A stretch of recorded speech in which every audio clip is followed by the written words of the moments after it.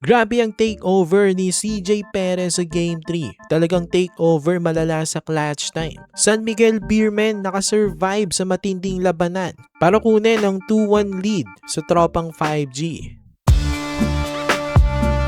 So napaka-intense nga ng Game 3 sa Mall of Asia Arena mga kabakets. Masasabi natin itong best game ng series so far. San Miguel Beermen nakalusot sa TNT tropang 5G 95-89. Umabante na sila ng 2-1 sa best of 7 series. Dalawang panalo na lang ang defending champs. Makukuha na naman nila ang Philippine Cup title.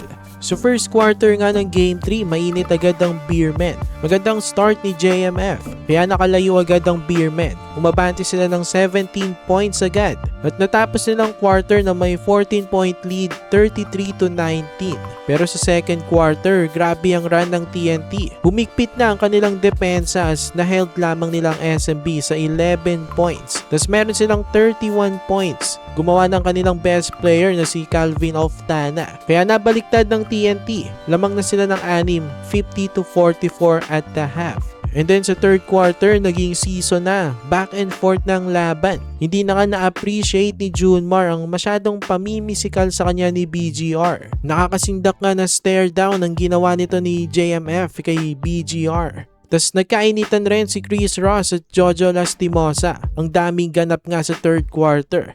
Pero after naman ng game, nagkaayos rin itong si Jojo at si Chris Ross. Sa fourth quarter, nauwi sa magandang ending. Batuan ng mga haymakers ang dalawang koponan. Una, Ray ng batak naka-tres at lumamang ang TNT. Tapos sinundan pa yan ni Henry Galinato ng isang monstrous dunk para bigyan ng tropang 5G ng 3-point lead less than a minute na lang. Akala nga ng karamihan mukhang ang TNT na ang makakakuha ng Game 3. Pero may sagot pa pala ang Beermen. CJ Perez walang takot na tumira sa 4-point line at naka-score dito. Ibinigay nga niya ang kalamangan ulit sa Beermen. After nito, sinundan niya pa yan ng 3 na naging dagger na sa game na to. Bali 7 points ang ginawa ni Perez sa loob ng kulang-kulang na 1 minuto mga kabakets. Napakatamis ng panalo na ito para sa Beermen at napakasakit na pagkatalo naman sa tropang 5G. Hindi nila siguro ina-expect na puputok ng ganito si Perez sa clutch time. Nabulaga ang tropang 5G sa insane takeover ni The Predator.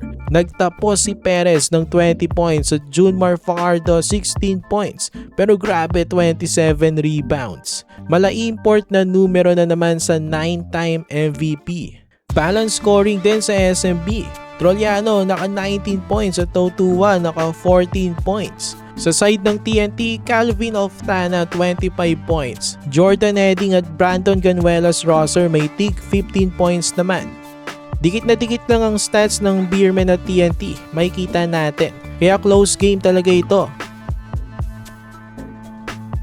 Pero ang difference lang ay hindi nakasabay ang TNT sa clutch takeover ni Perez down the stretch. So Wednesday may pagkakataon ng Beermen na mabante ng commanding 3-1 lead.